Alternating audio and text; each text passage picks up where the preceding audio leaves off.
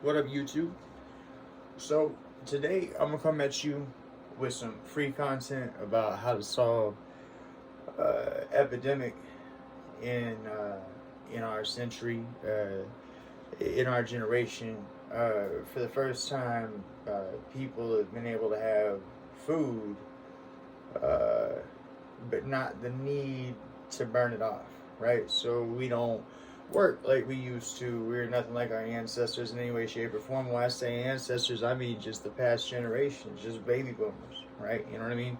Uh, Average individual don't have working hands. Average individual is more interested in doing. Well, I mean, look at me. Same thing here. I'm interested in making a living off of YouTube. I mean, that's what it is. But I mean, my living is gonna be based off of donations, right? You do me a favor. You find this content in any way, shape, or form entertaining, helpful at all, or just enjoyable in any way, shape, or form. Maybe you dig my vibe. I don't know. Maybe you like my shirt. Who knows? Whatever. If you kick me $1, I greatly appreciate it. But nonetheless, I'm going to teach you guys, despite whether you guys decide to donate, like, share, or subscribe, I'm going to teach you guys for free how to lose weight. With two ingredients that you probably have at home right now. And one of those ingredients is marijuana. Now, first and foremost, I smoke marijuana on a habitual basis. The second one is tobacco. Now, the specific tobacco I'm talking about is slow burn cigars, right? Cigarillos, okay? And I'm going to give you the formula right here for free, right? All you got to do is watch this YouTube video right here, offered on public space. Is given to you. You ain't got to go down to the store, buy no pills. You ain't got to do no dieting. You ain't got to do no exercise. You ain't got to do no nothing. It's two ingredients that you have at home right now, probably, chances are, especially if you identify with a hoodie, right? With me, right? I'm a hippie. I'm straight hippie, but I'm a hippie, and I love all God's people, all cultures, all genders, all everything, man. Y'all just beautiful individuals, to be quite honest with you. And the problem is that you don't see inside yourself what it is that I don't know, God's blessed me with the ability to see in you. Nonetheless, though, video I'm giving you right here, right now, is how to mix these two ingredients and kind of a breakdown of what these two ingredients do and how it all works. So first off is the proof. Proof is, number one, you see this hoodie right here I'm wearing. You see how baggy it looks on me, right? You might be looking at this video thinking, how is this dude going to tell me about losing weight? Right? I'm going to show you right here in front of you, right? So, number one, I live in Alaska, okay? As you can see, Alaska grown, proud of it, right? But I live in Alaska, and currently, I think it's like 20-something outside. We'll find out right fast. It is 14 outside. It's 14 degrees above outside. So, currently, in order to be in my shed, I got a space heater going, but in order to be in my shed and be comfortable, I have on layers. So, living in Alaska, right? I got my hoodie, right? We're going to shut the pounds off in front of you. So, number one, this hoodie fit me snug when I originally bought it. Number two, this hoodie was earlier before that, and this hoodie fit me snug when I bought it. The reason I'm wearing it, even though all these things are baggy, is that's a cotton layer. This right here is what's known as a water wicking layer. I'll tell you guys how to save your life right here, right now. What you need to do is, if you're going to be cold, you need to wear a thermal, water wicking layer, cotton. And then on the outside, when I go outside, I wear my jacket, right? Carhartt jacket, right? And so, anyways, so that one fit me snug. That one fit me snug. On the bottom, right? Here we go. Right? Thermal layer. And by the way, I got one and two of them on. Now this is the difference is that this is a thick thermal layer, specifically made for warmth. But this is another water wicking layer, but this is also a thin thermal, right? I take that off, all of a sudden, the answer is is that I have went from 235 down to 145 in a period of 1 year. Right? You see, ain't nothing fancy about me. Ain't nothing. Right? I'm an average dude, and all I did was mix 2 ingredients, tobacco and marijuana, together. I'll put the formula up on the board, but first I'll show you guys the proof. Right? Tobacco and marijuana together. I did no dieting. I did no exercise. I did nothing. Now, your diet will change as a result of mixing marijuana and tobacco together, and not in the way that you might think. So you might think, well, marijuana is going to cause me to get the munchies, and that ain't the case. What we need to do is we need to talk about when we mix the two together. Okay? So first and foremost, marijuana. I apologize if I don't spell something right, whatever. I ain't the brightest, but, whatever.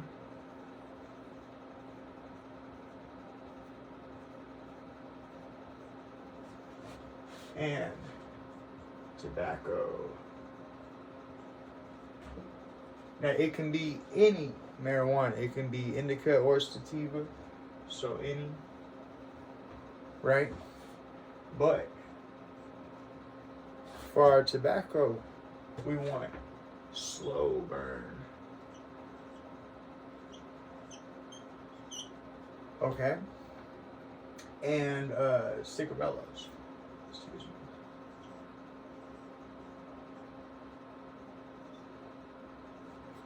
Something like that. Okay?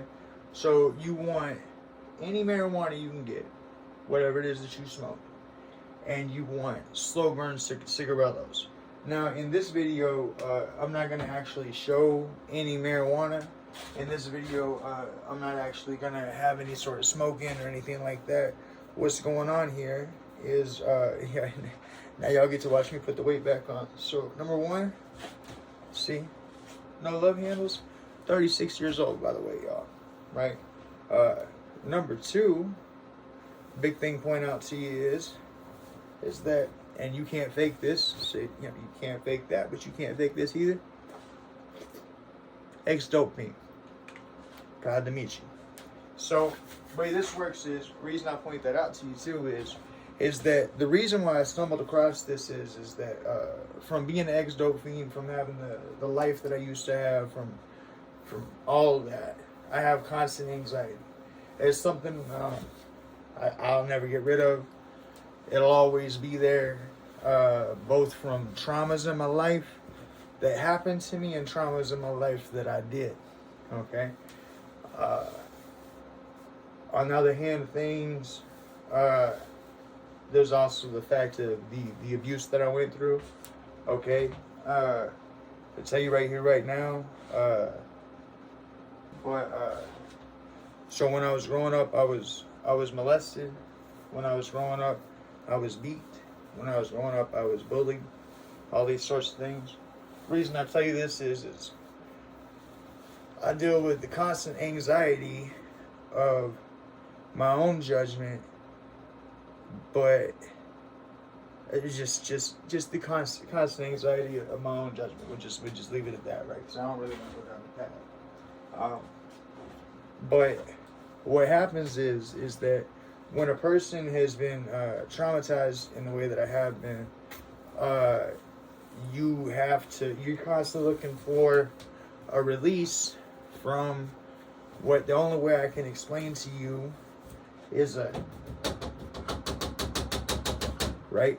Somebody constantly tapping on your shoulder, somebody constantly nagging at you, whatever.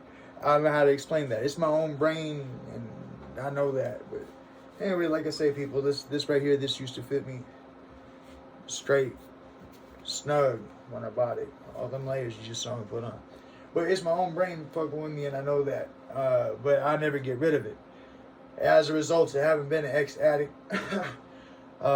especially to the level that I used methamphetamine for a period of time from 14 years old to 19 years old, so 5 years of my life, ended me up in prison. I have a victim. Somebody owed me $50, essentially, and I ended up taking it out of their flesh, is what I say about that. I tortured somebody for $50 when I was 19 years old.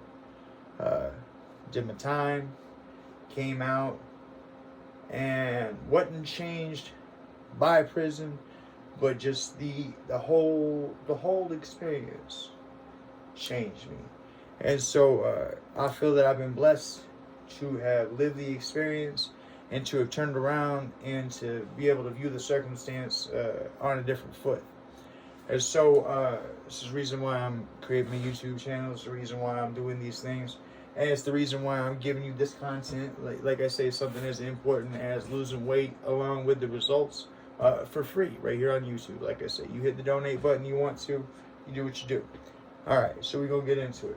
So marijuana and tobacco, okay?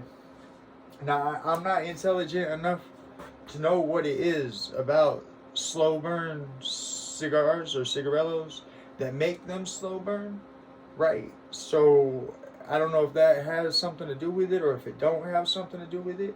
I know I like the way that it tastes. I know that ever since I made this mixture, I started noticing that I was losing weight. Now, you'll see clips in B-roll in the middles here and there of where 6 months ago I had made a video kind of like this. I've been on this trying to build a YouTube channel for a little bit, and thank you God, I finally got here and I'm filming this. But 6 months ago I was impressed with my own results because I was 235 pounds when I started. I think at that time, and I mean, I had to figure it out. I had a little cut come in as far as what it was I weighed at the time. I think it was like 165, 155-ish, somewhere in there. But now that I'm down to 145, I tell you something. If you Google, so number one, I'm 36 years old. Number two, I am 5'7", and number three, I weigh 145 pounds. If you Google what a 5'7" man should weigh, it will say 143 pounds. So technically, whatever, I'm 2 pounds overweight, whatever. But I didn't lose any muscle mass whatsoever in any way, shape, or form. I lost no strength. I didn't become weak in any way. It's as if somebody put a straw in the back of a 235-pound man and sucked all the fat out of him.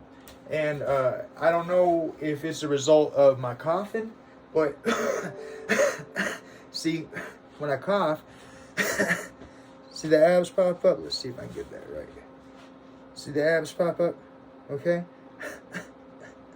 I don't know if that is the equivalent of a crunch when I do a cough, or the equivalent of a sit-up, or what the exercise amount is for the abdomen. But I do know that every time I cough, I think it is contributed to building the, obviously, beyond six-pack. I don't know. I haven't formed it yet. That's kind of my point is I haven't done any working out. I haven't done any body sculpt in any way, shape, or form. That's why you can see abs, but they're not all light, delicate, and in a row and all that bullshit. You call it. So number one, so there will eventually be a workout routine to go along with this. We are going to practice smoking marijuana and working out as part of a routine here. There'll be yoga and stretching involved, and I will have a meditation to go along with it too. That's the second part of what I'm building here. But first off, we just have I just want to get you guys going. That way you guys can start losing weight for yourself and see the results before I even come out with the workout that's going to go along with this, right?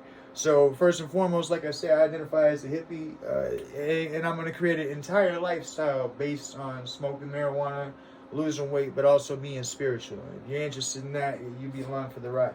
But nonetheless, you're going to take 1/8, right, and 1 cigar. Plain and simple, what you're going to end up doing is you're going to take the cigar and you're going to roll out the tobacco, right? So you're going to take the cigar in your hand, like so, and you're going to roll it back and forth between your fingers until all the tobacco comes out, right? And you're going to make sure that you leave one end of it so that that end, or the part where you would normally stick your mouth at, so I guess it would be the other way around, or whatever, the part where you would normally stick your mouth at has, like, if this were a cigar, has like that much tobacco, right? So that you can turn this thing upside down, put a cone on top of it. And personally, what I do is I use a zip tie that I've kind of looped in so I can grab the loop and I go right? And I stuff it in there. But you want to make sure you got that little knot of tobacco sitting right there, right? And then what you want to do after you stuff your cigar, right, is you want to make sure that you take this little tip right here of tobacco and that you crush it. You don't roll out all the tobacco, but what you want to look for is when you roll a blunt, you want it to kind of be a little bit chunky and a little bit loose, right? So because you want positive airflow through there, right? So the cigar itself is rolled too tight to get a, oh my God, I just hit something strong type feeling. With me? So when you roll that little, you crush out that tobacco and roll that out of there where everything feels just a little bit squishy, all of a sudden when you hit it, it'd be like putting a shotgun to your face. But nonetheless, so I mix 1/8 with one cigar, okay, worth of tobacco in that way. I stuff my one cigar with the tobacco. I have that be a personal blunt for you, right? Okay, my treat to you. All right, but then I load it into my pipe from there. Now the first thing you want to know is that we're going to grind our 1/8 with a regular little grinder, right? However you want to. I like decent size chunks, but you know what I'm saying.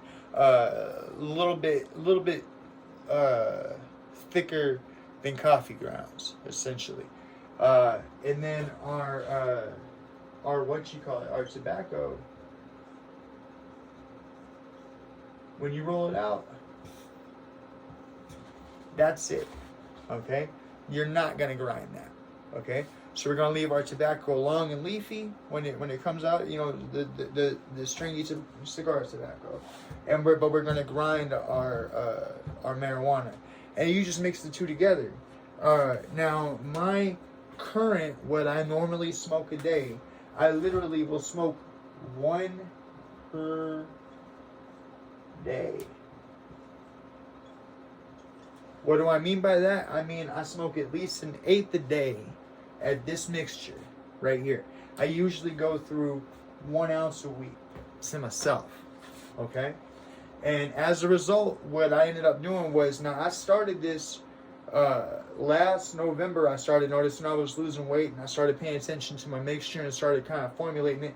Like I say, I ain't intelligent. I just happened to kind of fall into it.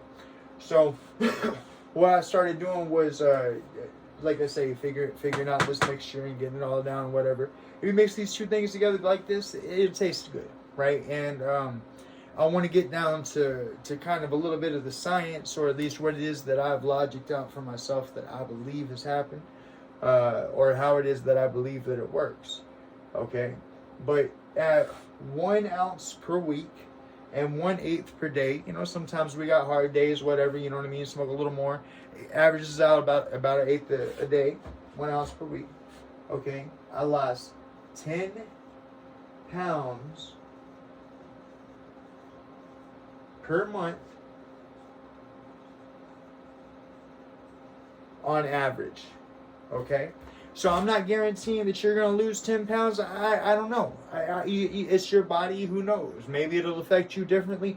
Maybe you lose more. Maybe you lose less. Maybe you won't lose any at all. But the second part of this is, this is the part about me mentioning about me being a dope fiend, right? Or an ex-dope fiend, because I've been sober since 2018. So, you know, congratulations to me, whatever. I'll go on the back. But the other side of this is that I have been able to maintain drug-free and a non-aggressive lifestyle. Now, I admit, I did recently yell with somebody this Thanksgiving, so I apologize about that, but nonetheless, I used to yell at people on a daily basis, and I mean that. I would practically all but start fights in traffic. But if it's some cocky dude, you know, anyways, I've been able to maintain not being that way. And I've been able to maintain being completely meth free. Like I say, since 2018, it's 2020, about to be 2023 now. Because it's December 22nd, 2022 today.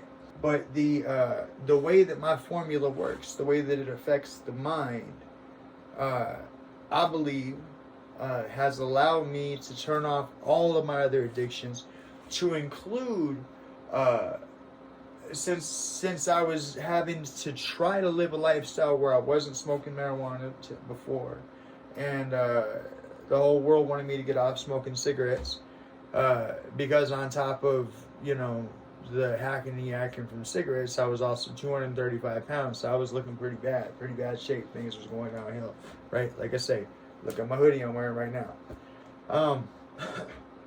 But what you call it, way it works is like this. If you walk up to a person smoking marijuana and you ask them, hey bud, what are you doing? They're going to tell you that they're feeling. Okay? They're going to say, hey, life is gravy. I feel this way, or I feel that way. Or they're going to talk about their emotional side.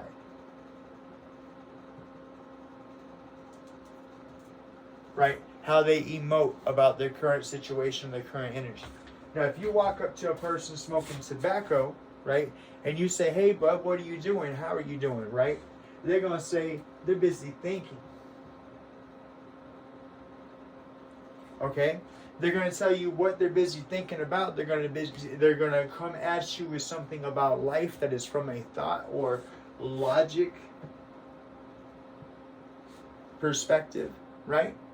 And I know the whole world's bent over backwards, this, that, the other, about what is male and what is female. We talking in an esoteric fashion, so, you know, whatever. What we need, the way I refer to this is, number one, emotion is feminine, right? Feeling and emotion is feminine, right? And that is right brain. That's where your imagination and your emotion come, and your creativity come from.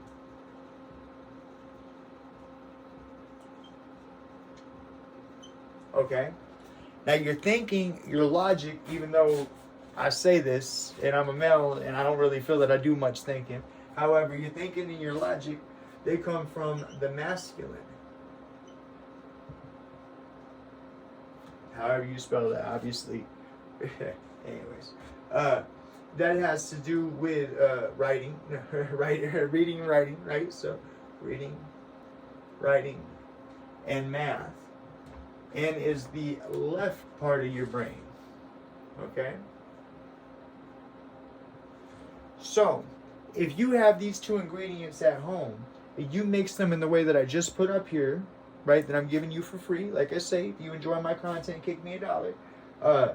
But if you mix them in this fashion, at the way that I smoke it, right, you know what I mean? I don't know if an eighth per day is possible for you. I don't know if you can smoke. I don't know. But I'm saying if you can, okay, number one, what'll happen is that when you trigger, because what these are two addictions, right? These are two separate addictions. You got your marijuana and you got your tobacco. Well, I just represented to you how they trigger both sides of your brain, right? So when you flip the addictive switch on both sides of your brain at the same time, you shut off, like a domino effect, all other addictive switches, to include, but not fully, because I wasn't able to fully get relief from my anxiety until I went to a neurologist. I ended up having 2 seizures in a row.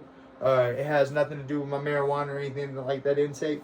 I don't know if y'all can really tell on the camera, but right here on the side of my balding ass head, there's a dent. Okay? Maybe you can see that. Right there. Okay? That was a dashboard when I was 6 months old, right? My mama drove me into a ditch on purpose, hoping they could collect insurance money. And I lived through it. So I ended up having 2 grandma seizures May 5th of this year. And currently, this is YouTube's why I'm able to do this. Why I keep saying, donate, donate, donate. Anyway, so like I say, but only if you're entertained, or only if you actually do this and see results. You know what I'm saying? So nonetheless, it'll get you stoned as shit. But then, so it gets you stoned, but that's not exactly, like, it'll get you ramped up. So number one, so you notice when you smoke marijuana by itself and then you smoke a cigarette afterwards, all of a sudden your high speeds up, right? Your high goes into sort of like a turbo mode, right? And so then you're banging out cigarette after cigarette. But you notice that your high burns up fast. So average high from regular marijuana give you about 3-4 hours, right? But the second you add tobacco to it, you lessen your time, but speed up your high. Well, when you do both at the same time, you switch off all those things to include your appetite. Like I say, I've done no dieting. So what I mean by that is that I've put in no effort for lessening my amount of how much food I intake. I eat when I'm hungry, right? I only eat when I'm hungry. And I still eat sweets and stuff like that. But I went from 235 pounds to 145 in a year. Okay, it passively, I lost 10 pounds a month by smoking marijuana mixed with tobacco. Okay, so but when you trigger these things off, like I say, it has also allowed me, when it flipped those switches, it has also allowed me to flip off my anxiety and aggression. Okay. It has also allowed me to flip off a lot of my, any sort of leftover things that I have from my life, my 5 years, from being homeless from when I was 14 to 19, my 5 years of meth use, right? I'm able to live solidly, right? And I think you can too. I think not only that you can, I think that you can also lose weight while doing it. And, my thing to say to you is that even though I lost 10 pounds a month, we're sitting at 12 months right now, and I didn't go below 145, right? But the recommended weight for a 5'7" man is 143. So that means that even though I lost these 10 pounds per month, and people say you can lose up to 10 pounds or like 12 or something like that and be healthy, whatever. Number one, it wasn't any of my muscle, but number two, I stayed healthy the whole time. Number three, when I lost, I didn't continue to lose beyond a healthy amount. I still smoked this, an eighth of this a day, to maintain my anxiety, maintain my situations. But it is actively keeping me on the healthy end of things. Now, the other thing I want to point out to you, right, and I'll leave all this up on the board, but the other thing I want to point out to you is that there's two things about this. So number one, when I cough, as you saw, I constrict my abs, right? But the other thing is that marijuana is a lung opener. Might be too cold. So marijuana is a lung opener, and tobacco is a lung closer. I want to explain something to you, and I want to warn you right here, right now, that if you are grossed out about like things like body fluids and such like that, you should probably skip this part. But if you're interested in the closest to scientific that I can get you for what it is that I think that I'm experiencing as a third effect of the marijuana tobacco mixture and what it is that I'm doing, then stick around, because I'm gonna get it to you. So when we talk about lungs, right? And of course, ain't nothing technical about me. So get rid of that one. When we talk about lungs, right? I'll draw you a heart right here. Okay, we'll say this is your lungs, right?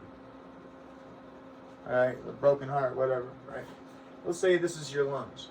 Where you got these little tubules all up in here, right?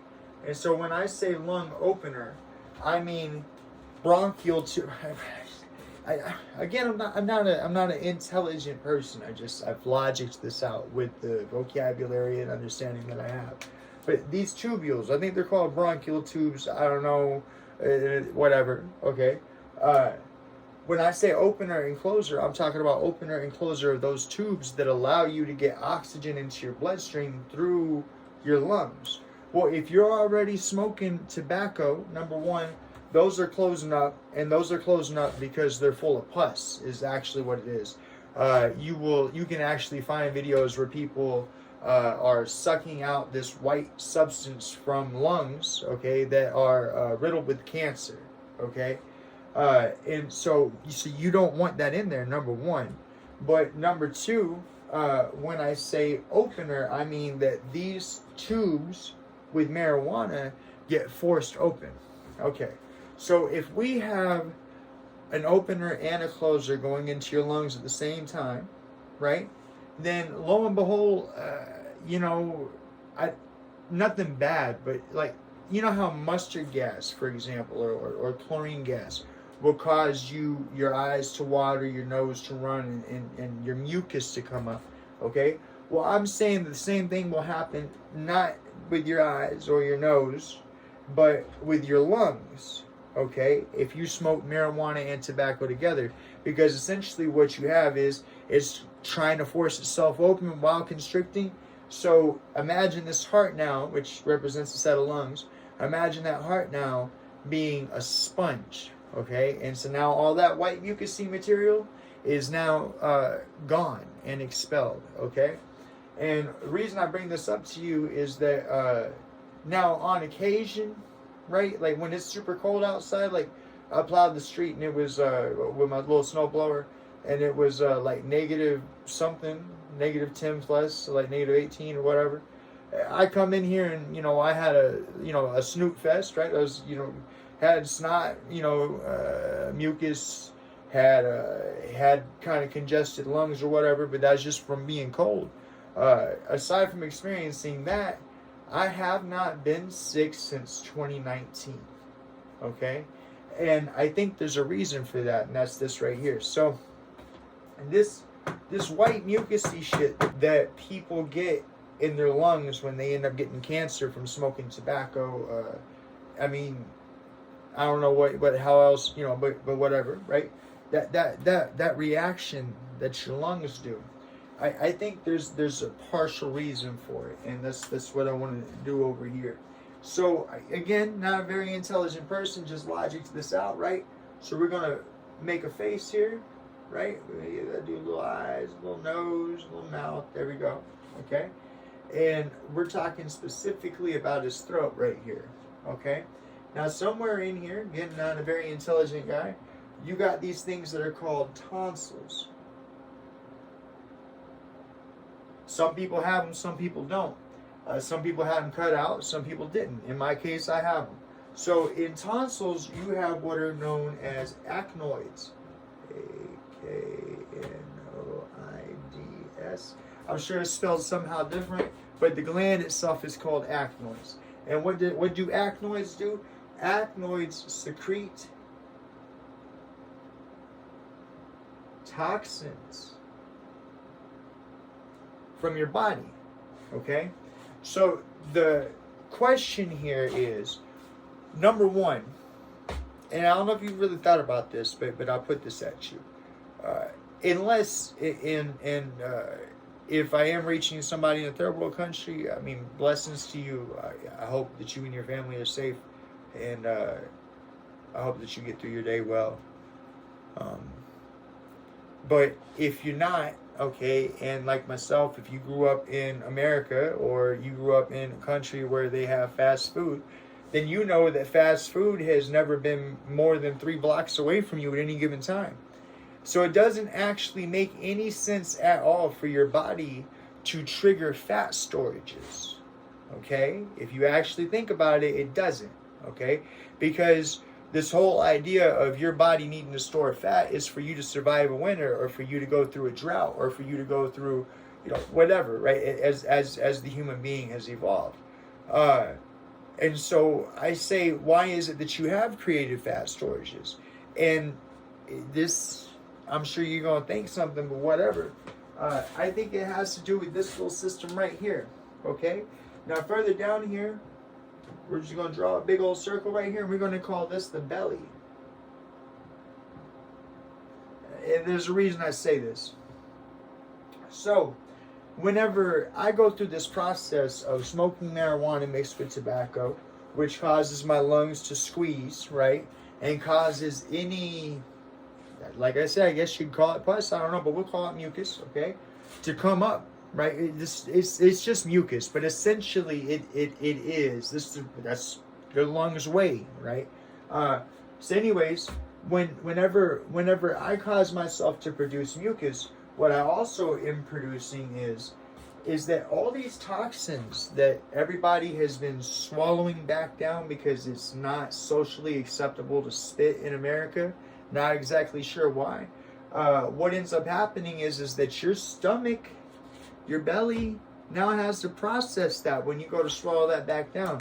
Well, I've already explained to you that your acnoids right here just secreted this toxin, right? And whatever other toxins happen from mucus or however, because again, like I said, not very intelligent person, logicked it out, okay? So when you're re-swallowing it, you're re-swallowing your own toxins. And I think what you end up doing is, I think you end up triggering your fat storage.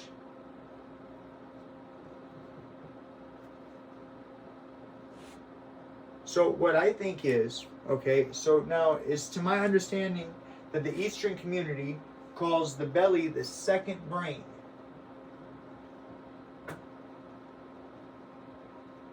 And I'm saying that if the belly is, it could be called a second brain, and when we talk about brain, you talk about neuroreceptors or receptors, things that look for things, right? And I understand there's many parts to the belly, many parts to the stomach, many processes, okay? Well, I'm saying that from our ancient Neanderthal brethren, right? Brethren and sister, right? Okay? When they would be hungry, right? If you get hungry, you will swallow your own mucus, right? It's just part of your natural, right? But when you actually eat, when you actually consume water, you actually consume a cookie, you actually consume a steak burger, whatever, right? What ends up happening is that your spit, your saliva, has stomach acids in it.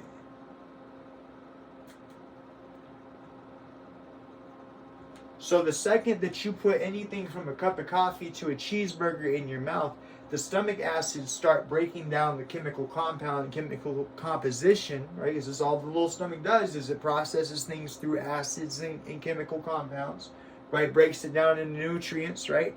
Again, not an intelligent guy, just logicking this out, okay?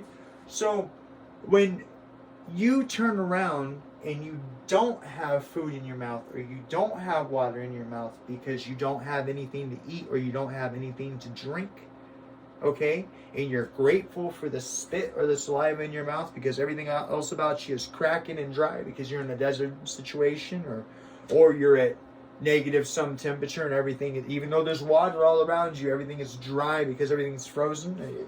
You've either experienced that or you haven't. Then what will happen is that you trigger your body. I think, don't know this, think you trigger your body through this receptor, right? We're just gonna put a big old X right here because I don't know what it would be, I don't know where it would be, I don't know what it would look like. I'm just saying there'd be a sensor, so to speak, in your stomach to say, hey, wait a minute, we're swallowing mucus. If we're swallowing mucus, we gotta store food for fat, or we gotta store fat for winter. We gotta take on water weight, right? We have to do all of these things in order to be able to survive our harsh environment, right? So I'm saying that whenever I hack up, so whenever I smoke, hack, and yak, and I cough up mucus, the only thing that I do different than the other average individual is I make 100% sure that I spit that stuff out every time. And what I'm telling you that I think that you're seeing here is, now, number one, THC does attach to fat cells, and we'll get into that, right? That's the next part here. But what I think that might actually have happened here is you're witnessing what happens when you flush your body of all of those toxins, okay? You take a diet, you take a supplement, you take a pill, you take an exercise, right? What happens? You end up losing weight, but you end up losing anywhere from 10 to 40 pounds, right? And then what happens, y'all? You plateau. Well, why do you plateau? I think you plateau because the rest of your, like, for example, they have what are called trans fats and saturated fats, okay? I think that your body is now trying to burn off the saturated fats, or again, non-intelligent person, don't know which one's supposed to be better for you. But when you say saturated, I'm going to say saturated with toxins, okay? So the stuff that you could have hacked out, but you didn't, and you swallowed back down. So when you triggered your food storage, with the natural toxins that are in your own body, okay? And therefore harder to get rid of. I'm saying that since my process causes me to produce mucus and hack it out, I'm saying that I flushed my entire system without losing any muscle mass. And that's what we're going to get into next, right? So when THC goes into your body, THC attaches to fat cells. Okay? So the only reason why I bring that up, there could probably be more to say about this than this. I don't know, okay? I know for a fact that the THC attaching to my fat cells is a real thing. And I know for a fact that since I used THC to do this, I only targeted my fat cells and only lost fat. I didn't lose any muscle whatsoever. Again, 145 pounds, 5'7" man, according to Google, supposed to weigh 143 pounds. There you go. There you have it. I haven't lost any more than the 145 pounds, and and I haven't lost any muscle. Okay, so but the reason why I'm putting this up here is that when you mix, remember, we're not just mixing marijuana, we're mixing tobacco. So when you mix tobacco with anything, what happens? Oh, that's right, you nickfit, Nickfit. You nick fit, right? You end up having nicotine fits throughout the day. So as things stress you, as your breathing increases, as you get exerted, as anything, right? Your nicotine that's naturally in your body from you smoking tobacco, right, causes you to want more nicotine. And when your body doesn't have nicotine, instead of nick fitting anymore, which by the way, I can quit cigarettes at any time using this, but you're still smoking tobacco. So there's that. But when your body goes through the process of having nicotine fits, what does it do? It goes over here to your fat cells, which are full of what? Marijuana, right? We're just going to draw ourselves a couple little fingers right there. We're going to say that look like a pot leaf. We're going to call it, leave it alone, okay?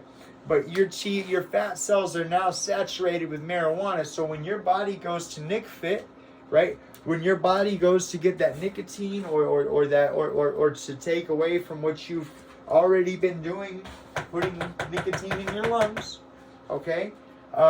It now targets your fat cells. Do you get me? And so that along with just regular daily living. Now up here in Alaska, we have snow. I've shoveled snow.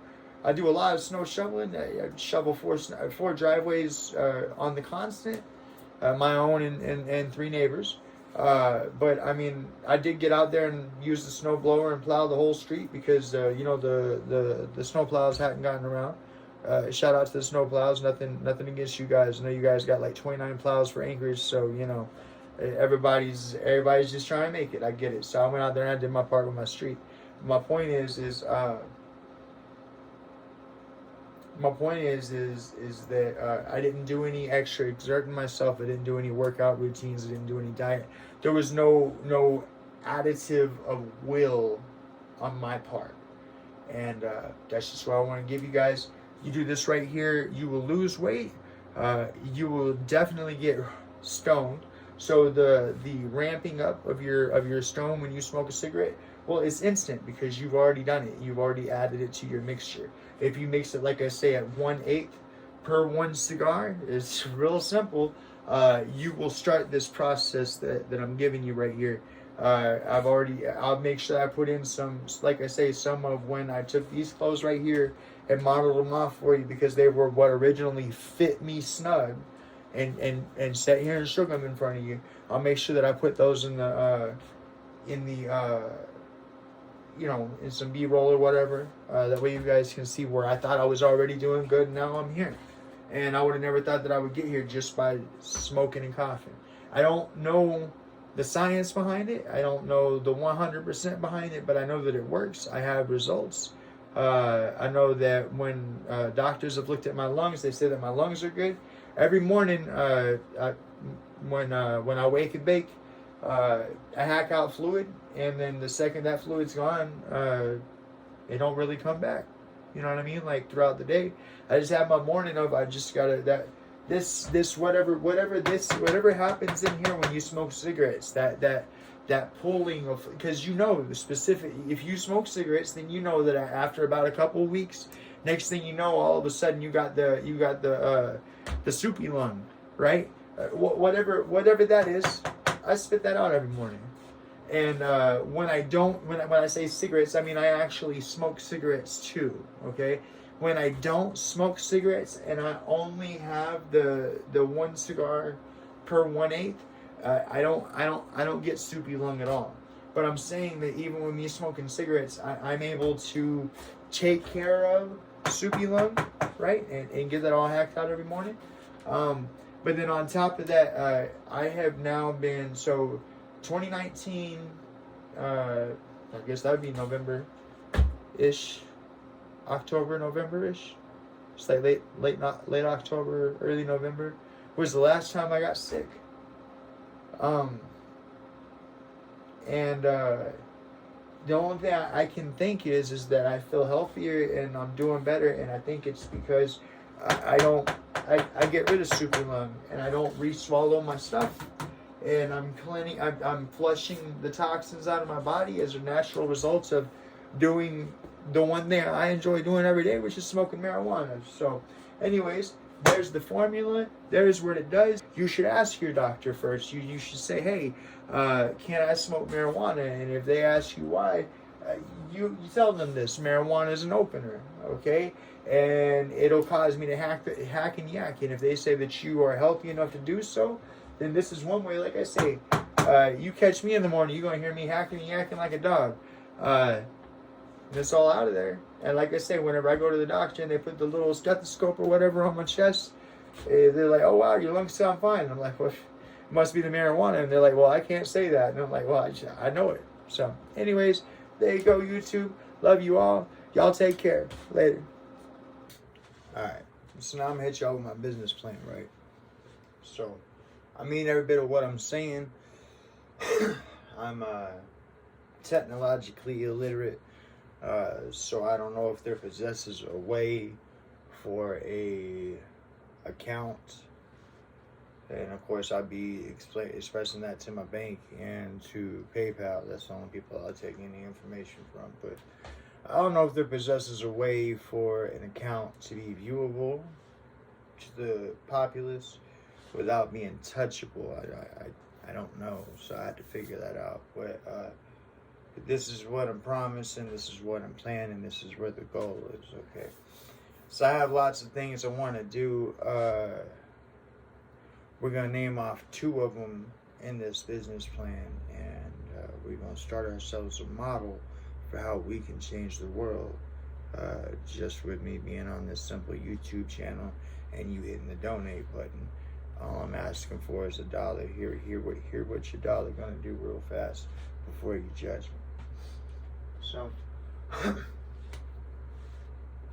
when you give me $1, okay, so you're going to hit that big red donate button.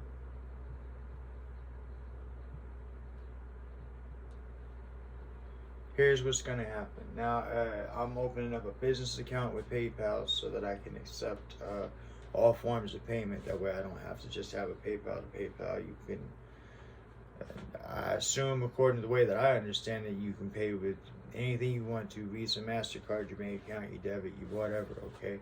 I chose to use PayPal. I understand there's something about some sort of percentages, whatever. I don't care.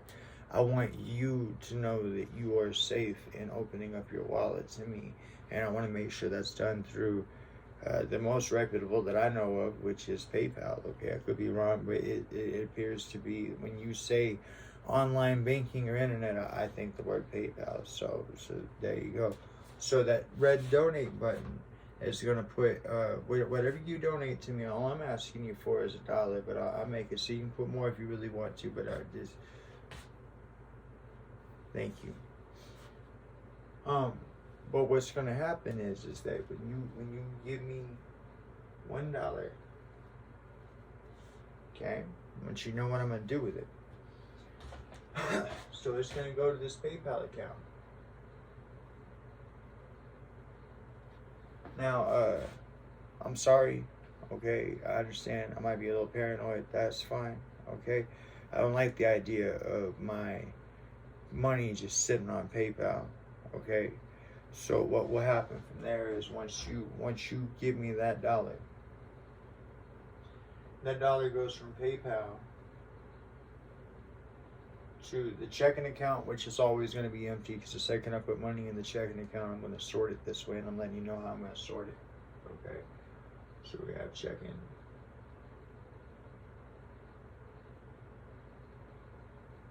Okay, and then we're going to have savings.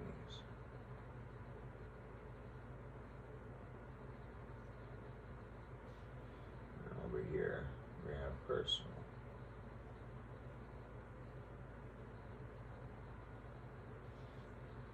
I don't want to lie to you guys. I'm being straight up with you guys. This is how I plan on doing it. Okay.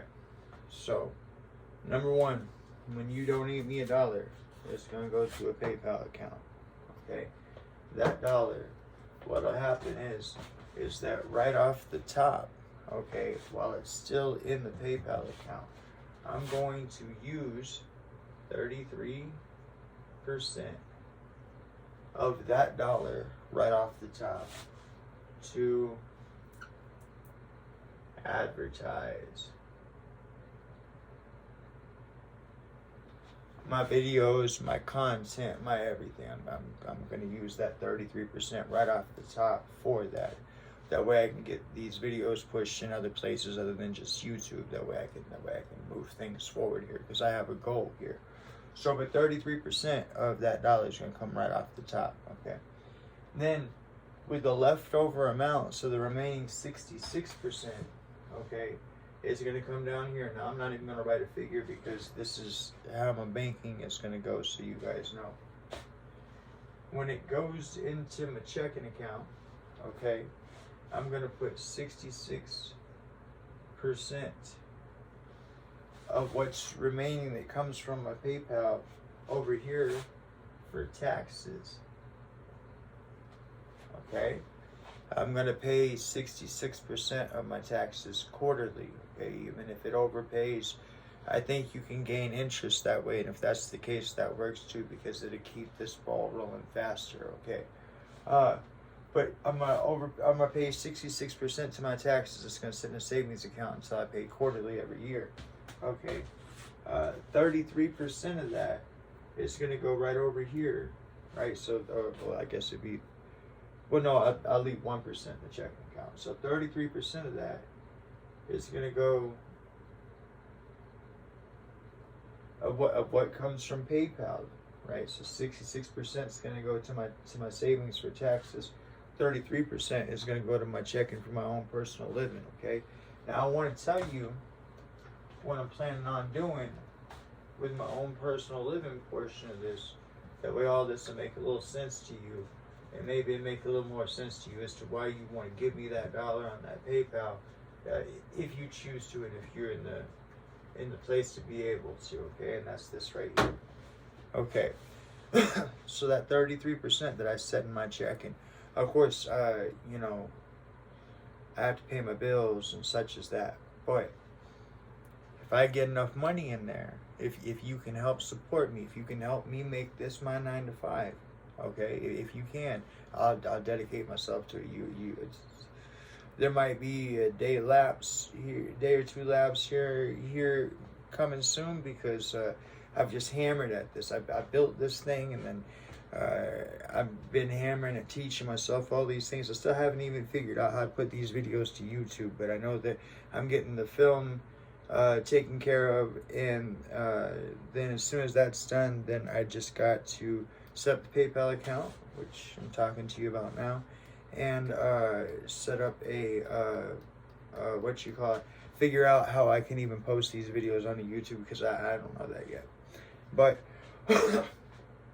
when you give me that dollar, and I put 66. I put 33% to advertising initially, and 66% of that comes from my PayPal account to my checking account, right? And 66% of what comes to my checking account is going to go to my savings, and 33% is going to go to my my actual what I live off of, right? I leave that 1% in there for emergencies or in case we want to splurge on the on doing something for the channel or something like that. I don't know, okay, but what'll happen here is this right here is I'm gonna take that 33% and I'm gonna buy real estate.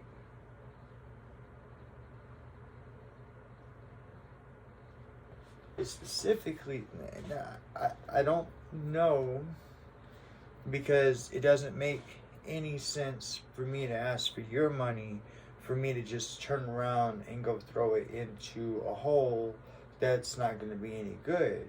With that being said, I think I would like to buy up low income housing, because with the goal in it, I know I'm going to say something here and you guys are going to think it's stupid and you guys are going to think it's too good to be true, but I actually have a plan for it. It could work if we work together. It's up to you. It's a button push. It requires you to give me $1. It's up to you, okay? But this is what I'm trying to work out with you real fast, okay? So I'm going to start buying up real estate. I'm going to start a real estate business, okay?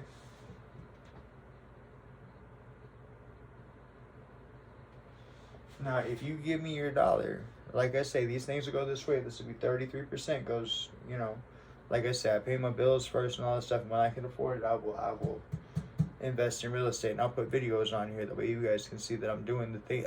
I believe in holding myself accountable, so you guys will be able to see this. All the way from me starting here in the shed to the whatever this ends up being, okay? But what I would like to do is I would like to buy low income housing, okay?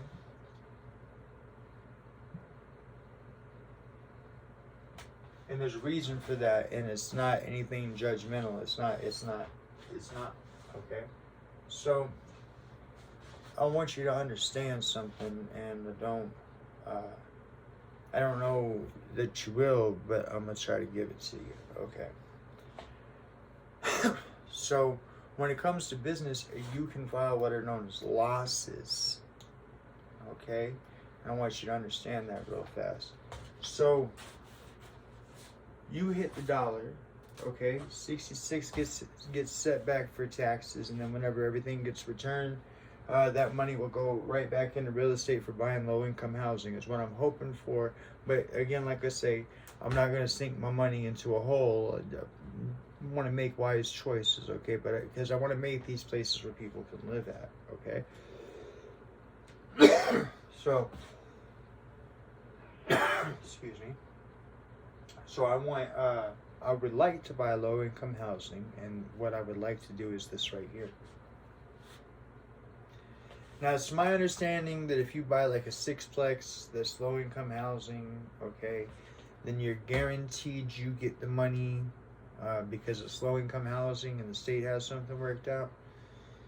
And I'm talking about giving you guys cushion on both ways on that, and this is how. So, you buy low income housing, right? And let's say low income housing promises you $1,000 a month, okay? Whereas they charge the tenant, let's say $650.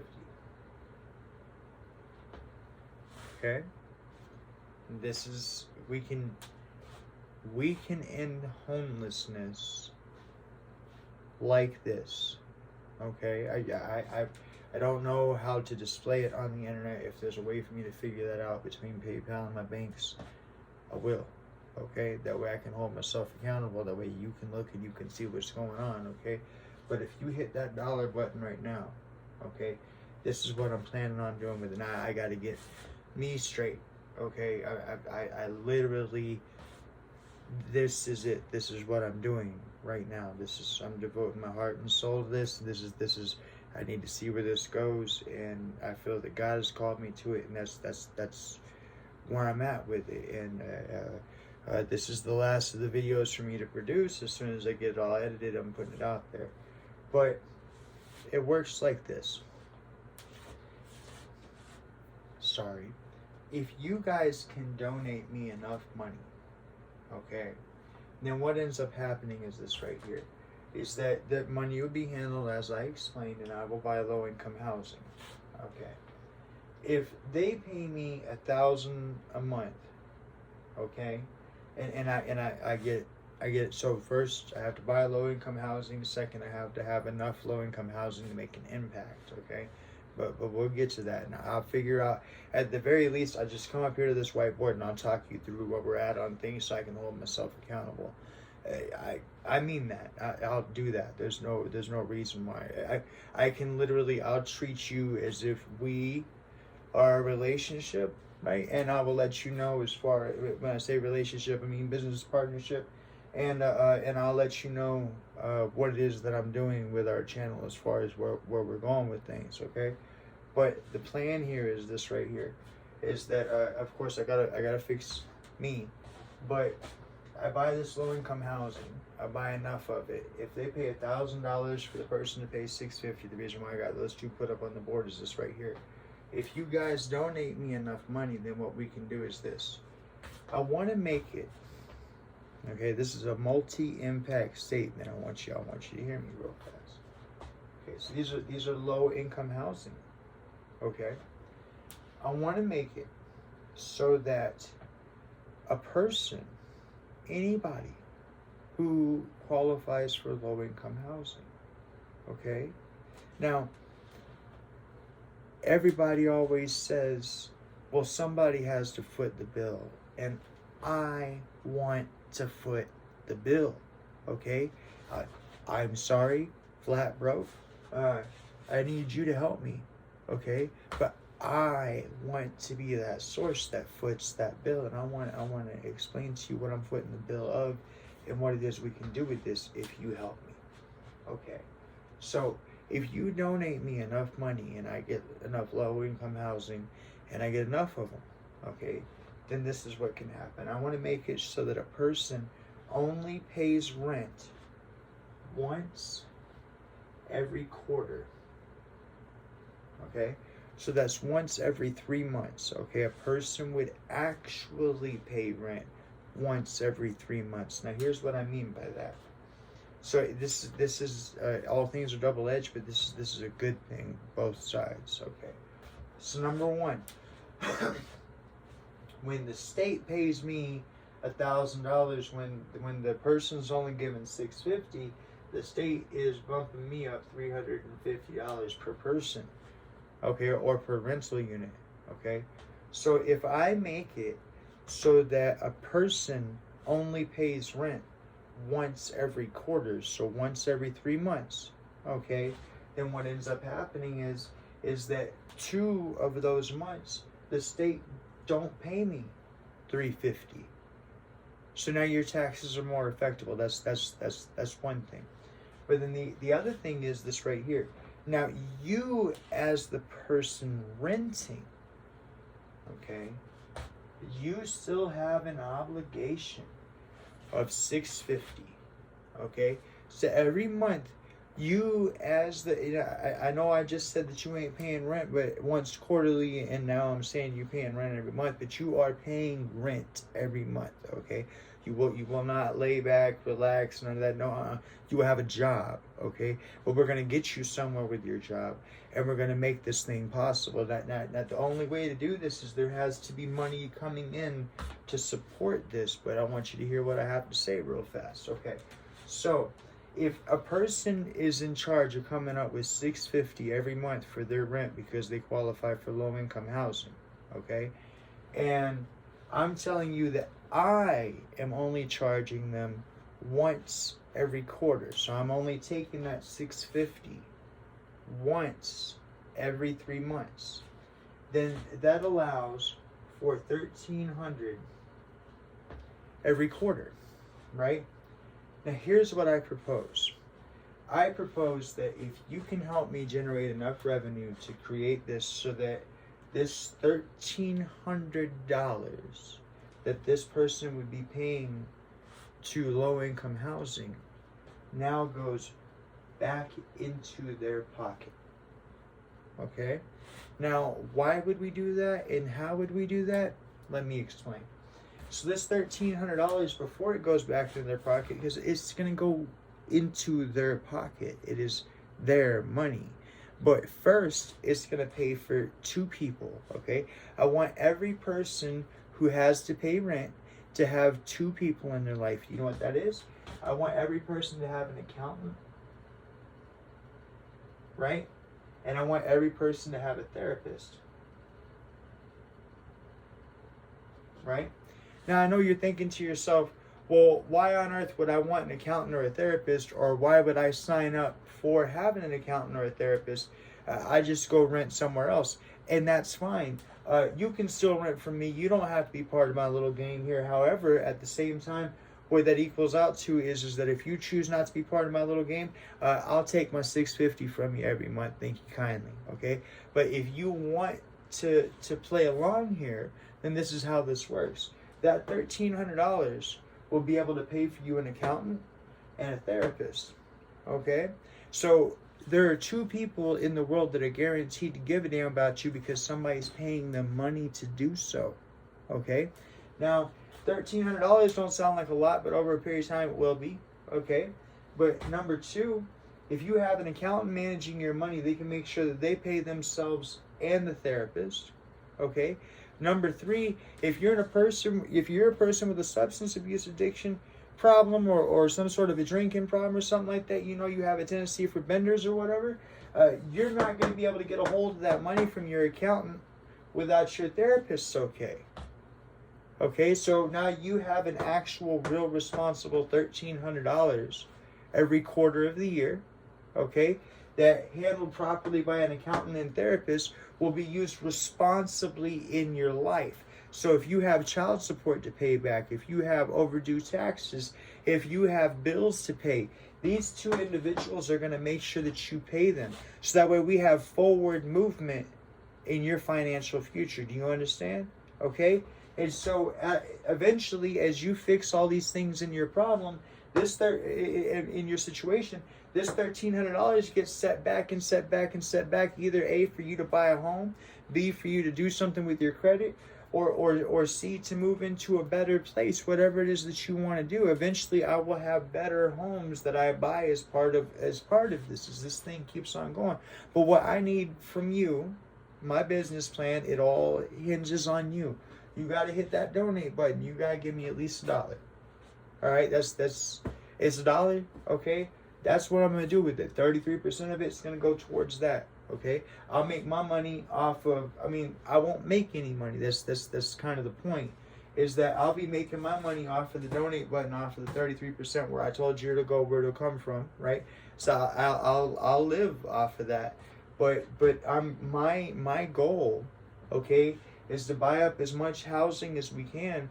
That way we can get people off the streets. I want you to understand this does a couple of things, okay? So number one, if you get people off the streets, you know what you lower? You lower crime. That's right. When you don't have people on the street with nothing better to do than to have their hands in their pockets and walking down the road, right? Peeping stuff, contemplating, figuring out what they're going to do, you have less crime, okay? But they don't have a real reason to want to step outside of crime until you can give them a home.